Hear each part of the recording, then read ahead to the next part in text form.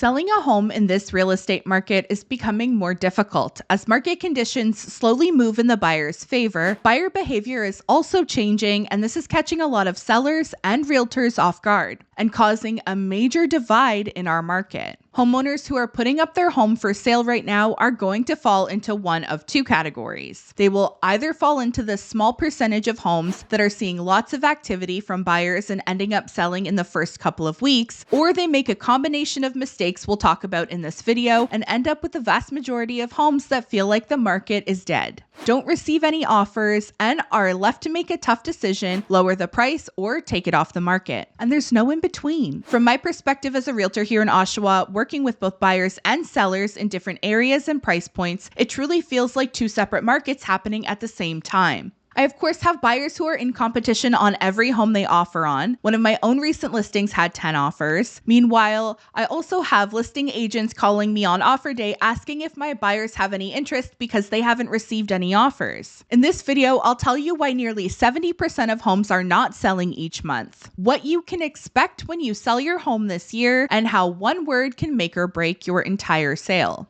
My name is Jessie McClellan, and I'm a realtor here in Oshawa, Ontario with the Lisa Abbott team. If you want to stay up to date on everything that's happening in our real estate market here in Durham region, then subscribe to the channel and click the like button to help me get this message out to more people like you. And if you have any questions about our market or selling a home here, you can use the link in the description to book a call with me at a time that works best for you. If you haven't seen my latest market update, I just want to quickly bring you up to speed on where our market is at currently. In April, we had over 2,100 new listings. We ended the month with over 2,400 active listings still on the market, but we had just 769 transactions. This is very different from what we've experienced in the past years, as this is normally our busiest time of the year where homes sell quickly, so inventory doesn't normally accumulate in our market until later in the year. However, this year, we've already passed 2024's peak number of active listings, which was just shy of 2,400 in September of last year. We're clearly on the trend of accumulating inventory very quickly this year, and while we're still technically near a balanced market, if trends remain the same, we're going to keep moving closer and closer to a buyer's leaning market. Buyers right now have no sense of urgency. Unlike past years, there's nothing really motivating them to jump into the market unless they feel like the right opportunity has come up. So how do you present yourself as the right opportunity?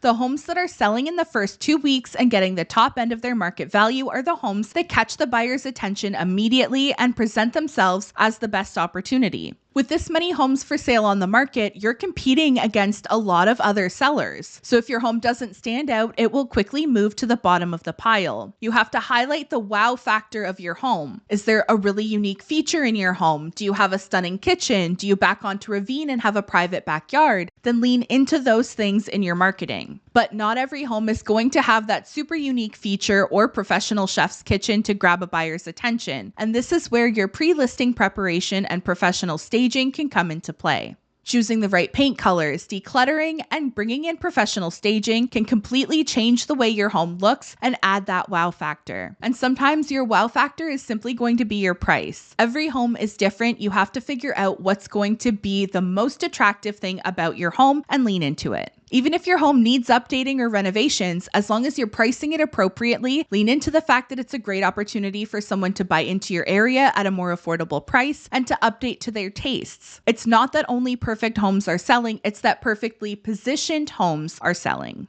In Durham region especially, your best window of opportunity are your first 7 to 14 days on the market. After that, showings decline significantly each week until they basically dwindle away to nothing. So make sure that you're doing it right the first time. Talk with your agent and look at what other strategies are being used, what's working and what's not. This is a very general statement, and you have to do a deeper dive into the local market around each home. But for most sellers, I'm still recommending that they list at a lower price and review offers on a specific date. This strategy is seemingly still the most effective at getting the top end of market value and getting the home sold in a reasonable amount of time for most homes at the time of recording this.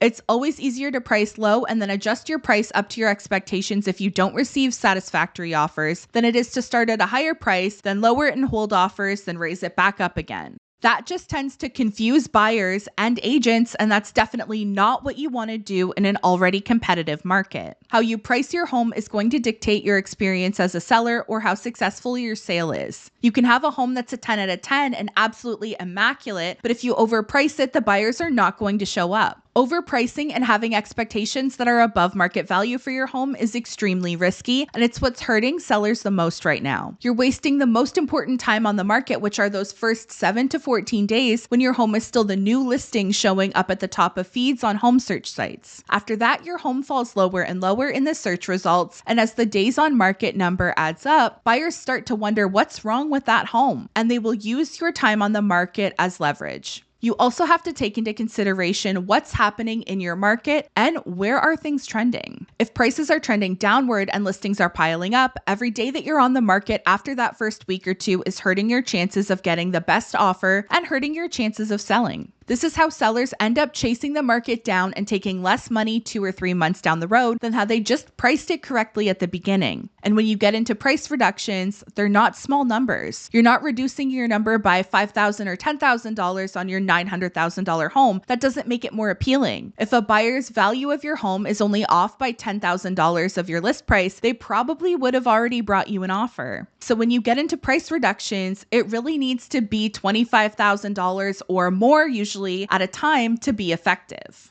This is the issue the majority of homes are facing right now. They're being listed with a poor strategy or no strategy in mind. They don't have a clear plan B to pivot to if the home doesn't sell in those first couple of weeks. You have agents taking on homes they know have a small chance of selling, and they won't put the time and money into things like staging and marketing because they know that the homes are overpriced, and those issues just compound and hurt the seller more when it's all said and done.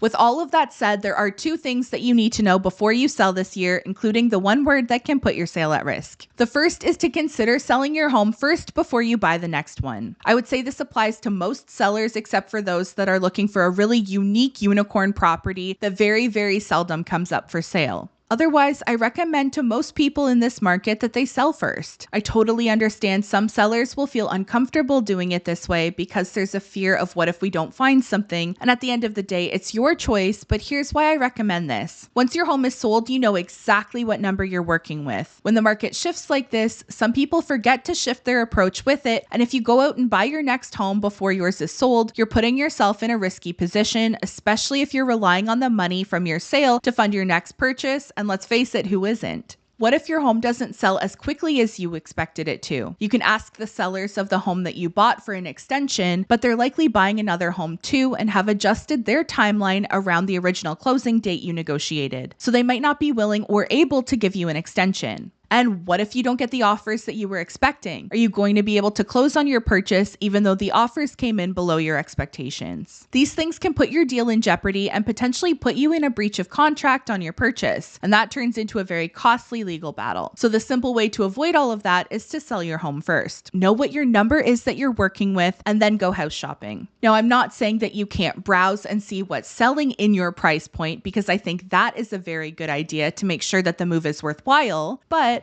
I always like to have that final number in a market like this. The next thing sellers need to know or prepare themselves for is an offer with a condition on the sale of a buyer's property. These can get a little complicated, especially because they've been very rarely used in offers in the last few years up until recently. So many realtors who've come into the market in the last 4 or 5 years are not as familiar with the condition and how to protect their client when using it.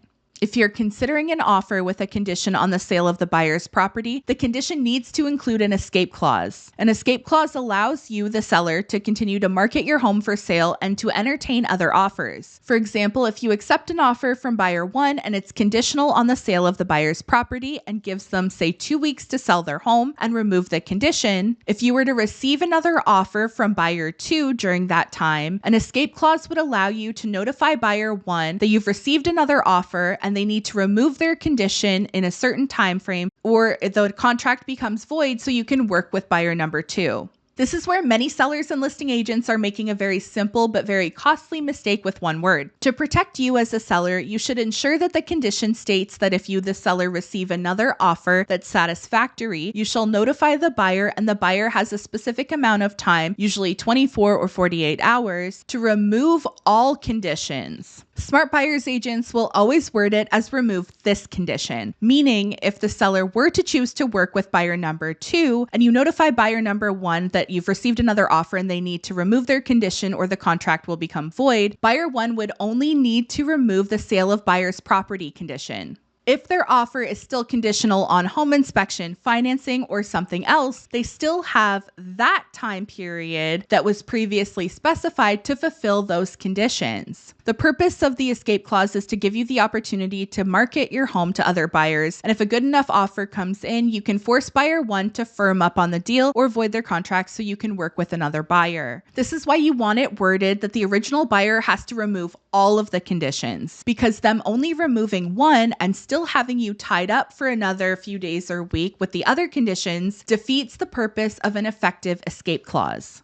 I've been on all sides of this condition, and you would be surprised how many listing agents and sellers are not reading the wording of these clauses that they're agreeing to. If you're going to accept an offer with this condition, ideally you want the time frame the buyer has to remove their conditions or void the contract to be as short as possible, 24 or 48 hours at most. Some agents will try to get a 72-hour or more, but that's way too long in my opinion, as buyer number 2 may just opt to move on. And before you accept another offer with this condition, ensure that your agent gets all of the details about the home being sold.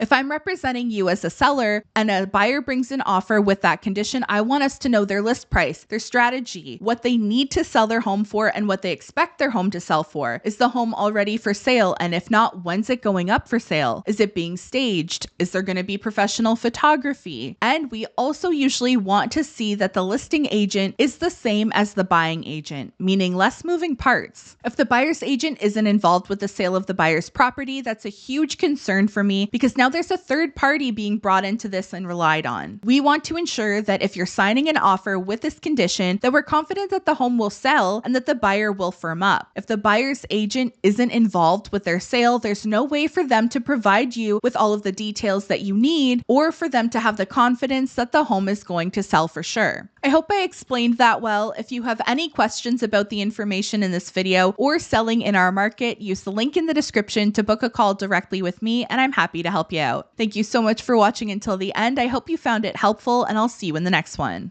Bye.